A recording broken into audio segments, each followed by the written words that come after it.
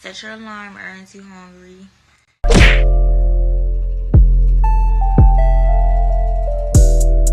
Interracial dating. Now, at one point in time in American history, this was not legal to do so. In fact, it was only 50 years ago. June 12, 1967, interracial marriage was legalized by the Supreme Court decision in Loving versus Virginia.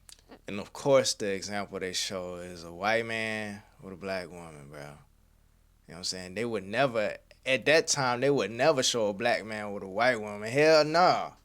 You know what I'm saying? If they say, if we got to do it, make the man white. Look, me personally, I don't think it's a problem with interracial dating as long as the love is real between that man and that woman. If it's real, then I don't think it's a problem. My only problem, the only time it feels like betrayal is when it's not real love, bro. When it's like, when it, all right, for the example, when it's a white man with a black woman. If that man is just looking at her as another notch under his belt, you know what I'm saying? And that woman is allowing the shit, and you know that she there for all the wrong reasons. Oh, I got my white man. You know what I'm saying? He gonna pay for this, he gonna pay for that. You know what I'm saying? And then always comparing us to the white man, bro. Like, you there for all the wrong reasons. That's not love. You know, that's what feels like betrayal. Or say it's black man, white woman. Then that's more of like she only with you because she has some sort of fetish or some type of or she trying to make her daddy mad. It's not real love though. It's like she only there for a specific reason and she doesn't really love you, bro.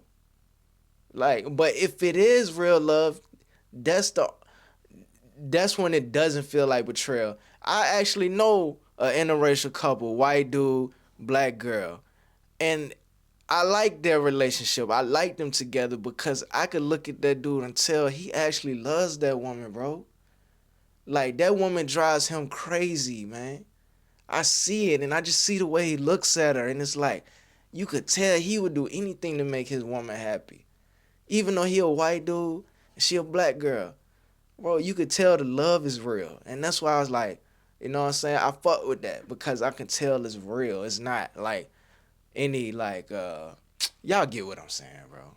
As long as the love is real, man, between that man and that woman. In 2025, we see interracial couples on a daily. Hispanic and blacks together, Asian and whites together, but the most common and the one we're going to be highlighting in today's video, black and white relationships. Now, I want to say this first and foremost, love who you love, but keywords, love. I feel like most of these interracial relationships, especially the black and white ones, are founded off of fetishes, fetishes. God. Fetish, damn. Hold up, fetishization.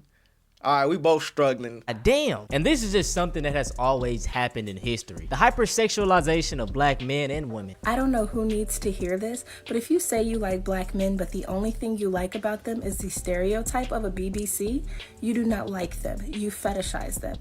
If you say you like black women, but the only thing you like about us is the stereotype of a big butt, you do not like us. You fetishize us. Matter of fact, who came up with the word fetishize? They must be a freak because how you get these letters, this combination of letters?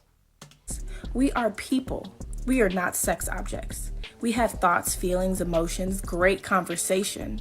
We are not here for your sexual enjoyment. We're going to start this video off by talking about the black man and white woman combo. A lot of the times when these white women get with black men, it's either for three reasons. It's the fetish aspect, the rebellion aspect, or true love. Hey guys, today I'm here with Riley and Talia. Okay guys, the question today is, why do you guys love black guys? Oh, Corny. This nigga corny. He probably put on a character for the video, but this shit was corny as hell. BBC. Once you go black, you never go back. This was just a saying to me until I experienced it myself firsthand. I think that the black man and the white woman just liked each other. Y'all wanna know why we like y'all's black men? Cause they not y'all's black men. They're not. You don't know shit. You know, way back in the day. Then this is the problem too, bro. When black men mess with these white women, it makes these white women feel like they have authority to get on the internet and talk shit, bro. You know what I'm saying? We relinquish it. Like, all right, if we gonna take the Dr. Umar approach, when we date outside, we marry outside the race, we procreate outside our race, right? His whole thing is now they have access to all of our wealth and assets, right? Now that money is not going towards a black family, it's going towards them because we procreated with them. So their family gets all of our wealth, their family gets all of our assets. That's Dr. Umar Johnson's argument when it comes to interracial relationships. You know what I'm saying? Instead of marrying within your race, so when something happens to you, your black family gets your wealth and your assets. No, you went interracial, married a white woman, and if something happens to you, their white woman and her white family gets access to your wealth and assets, right?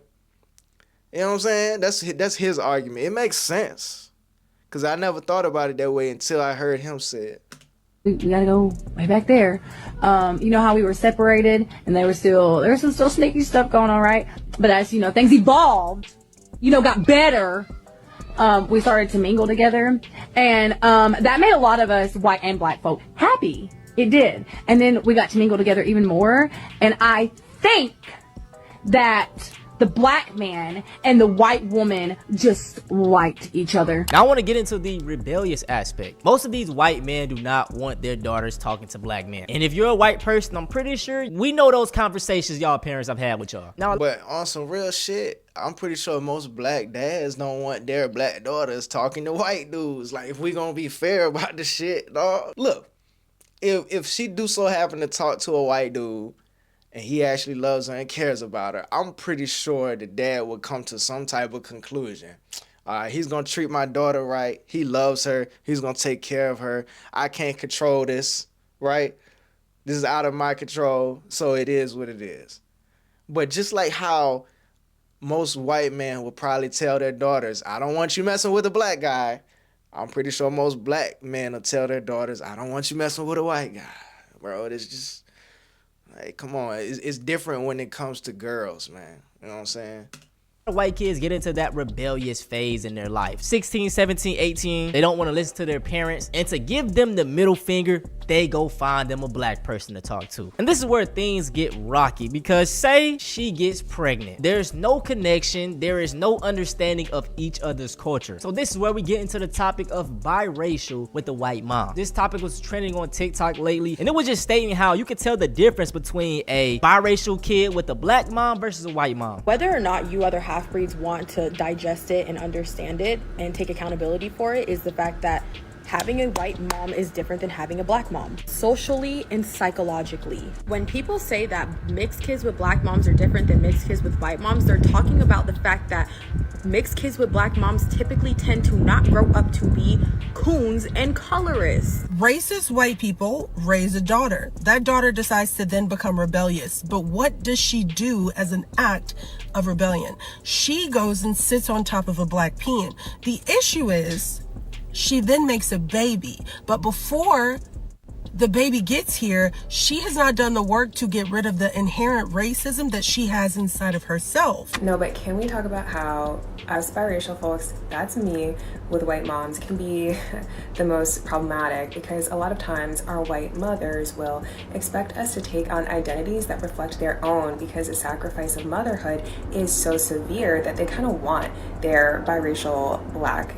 She pretty as a bitch too. Look, man, I never even thought about this whole concept. Bro, this is like, alright, you're a biracial kid, you're a product of one white person and one black person. But it makes a complete and total difference if the mom is white or black. I never thought about that. What about the dad? Does that matter? You know what I'm saying? Does it matter if the dad is white or the dad is black? Does that make a difference in the child's life? I never had to think about these type of things, bro. The closest I got to this was listening to J. Cole, Drake, niggas like that. Children to reflect their white experience. It's like I didn't fit in with nobody. I was constantly fighting. So did your mother have those conversations with you about how to fit in with black boys? She didn't know how to. That's my fucking point. But I didn't listen to her, mama. Well, who the hell are you? It was my mama's only response to everything is y'all better sit together. If your brother fight, you better fight. So we're constantly fighting, and then I'm getting my ass whooped because I'm fighting. But mama, you told me don't let him talk to me like that. He called me white. I'm not white. Well, you are. No, the f I'm not. The little white kid called me a nasty name or whatever. Well, why you getting mad at them? But just overlook it. I can't overlook it. I can't overlook no white boy calling me a N-word. I can't overlook that, mama. And just even in America, going by the traditional household, the man is out working and the woman is home taking care of the kid. The white mom, she has her white mother. Her white mother has a white man. So it's like she's just going to instinctively go by the white standards. A lot of these black men that go for these white women, they kind of suppress their blackness to cater to her. Some of the times, the black men actually want that. They want to distance themselves from their blackness. So like I said, the whole foundation is just bad. Speaking of black men, and that's why they get called sellouts, bro. Cause how can you live your whole life like that, suppressing your own nature, bro? Being around somebody that you can't fully be yourself with, bro. If that's not a sellout, then what is, bro? There's no way I could live my entire existence like that, bro. I don't speak the best English, right? I do black people things, bro. There's no way I could just completely change that for the sake of some woman. I don't see, man. That's crazy, bro. Talk about why they go after white women. That's why I say if it's anything but real love, is you know, it has to be love, because she gonna love you no matter how you are, bro. She gonna love you for who you are. For the best version of yourself, of course, but for who you truly are, bro. Aaron too hungry in this bitch. White women are perceived to be quiet, feminine, non-aggressive, and things of that nature. Black women gonna eventually leave you. At some point, they'll leave you. Some white girls ain't going nowhere. It's the 8th time, Ben. Bitch, get back in that house. Get back in that house.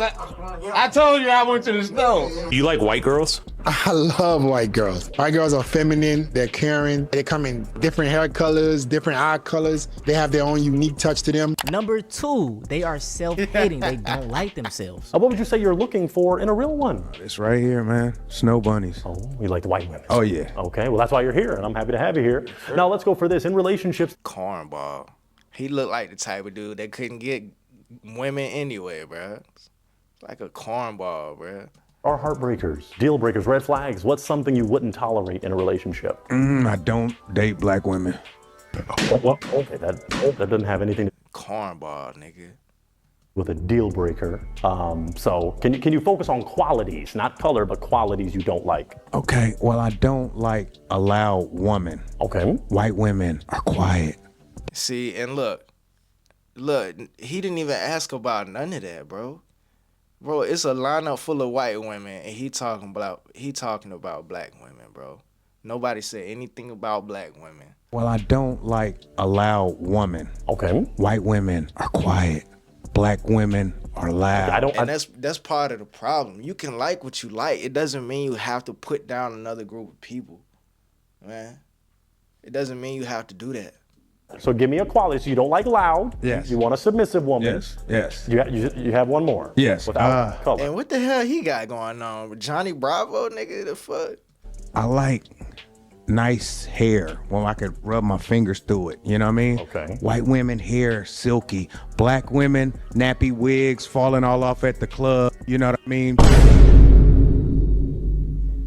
Number 3, they are doing it out of spite to black women because they don't like black women and they want to show them that, hey, I got a white woman. Listen to me when I'm talking to you lot. I'm listening. Because you lot don't like to fucking listen. I'm listening. I don't date black women because you don't like to get put in your place. Which place? Your place. Which and when place? you get put in your place, you think you got taught like... This is pointless. These type of videos with this back and forth between men and women is pointless, bro. It's pointless because what are you going to accomplish doing this? They're not finna listen to you, especially not on camera. They not finna agree with you on camera, you talking to them like this, bro. The only reason they there is probably because it's a video that they was asked to do and they probably got paid for. Other than this, they would not be here talking to your goofy, dumb ass, bro. Look at these niggas, man. These group of niggas that scare all the women away, bro. You know what I'm saying? Place. Which place? Your place. Which and when you place? get put in your place, you think you got taught like a man. That's why they were You're not cheating man. on you then. You're not men. That's why they were Watch cheating this. on you. Stay in Yeah, your that's why they place. cheated on you multiple Black women- times. Yeah, I know. Because I know. you And put that's no one why in I'm their never going to place. be in your That's proper why you ever had to again. dip out Yeah? the pool. I'm not with Because black you women control because you don't like to get put in your place. Apologies, Listen, sir. listen. Apologies. Apologies where? Apologies. Oh wait, you just wait. Did she just shoot? Did she just shoot? What kind of Did she just shoot? Go. Where's your hair? Another thing that we could talk about is it seems like some of the most successful black men go for white women or women of other races. I won't necessarily say this to be true, as I'm gonna put some stats up on the screen, but majority of men that make over 100K in the black community talk to other black women. I will say that I do see a rise of athletes and college players that do talk to black women as black men. But I think we can break this down into very simple terms. Most of these D1 schools are predominantly white. Most of the women that they're interacting with are white women. Proximity. 9 times out of 10, they're not going to be talking to their high school girlfriends, so they gonna play in that snow. And my only concern with this is that these NBA players, football players, they're receiving life-changing money, generational wealth. So it's like instead of keeping all of that money intact and going into the black community, they're just giving it right back. I'm sorry. I use the Patrick Mahomes theory. Patrick Mahomes' dad, dark-skinned man, get with a white woman, then create athletic kids, one of the greatest quarterbacks ever. Very fair-skinned man gets with white woman, boom, and then now look at his kids. His kids look completely white. And what are those kids more likely to align themselves with? Other white people. And so now we just took away our talent in millions of generational millions and gave it back to the white community. Now let's move on to the white man, black woman combo. Like I stated with the biracial mom, contrary to that, a white man will embrace the woman's blackness. Her blackness is probably what attracted him to her. So a lot of the times the white man ends up like consuming that energy. And that is why the black girlfriend effect has been trending on TikTok.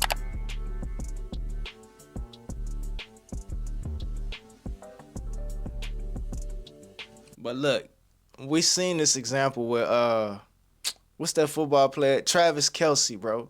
He had a black girlfriend, right? And he dressed a certain way, his swag was a certain way. She piped him up swag wise, right?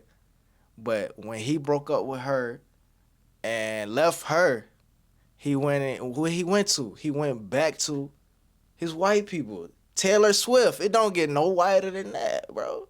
And look at him now, bro. He lost all his swag. You know what I'm saying? He lost all his drip. Nigga, he went back to being white, nigga. Basically, he got what he got out of the black girl. He got everything he wanted out of her and moved on. All right, we got living proof that the black white effect is real. Come on, bro. What did I just say, dog? Kelce, before, when he used to date black girls, apparently.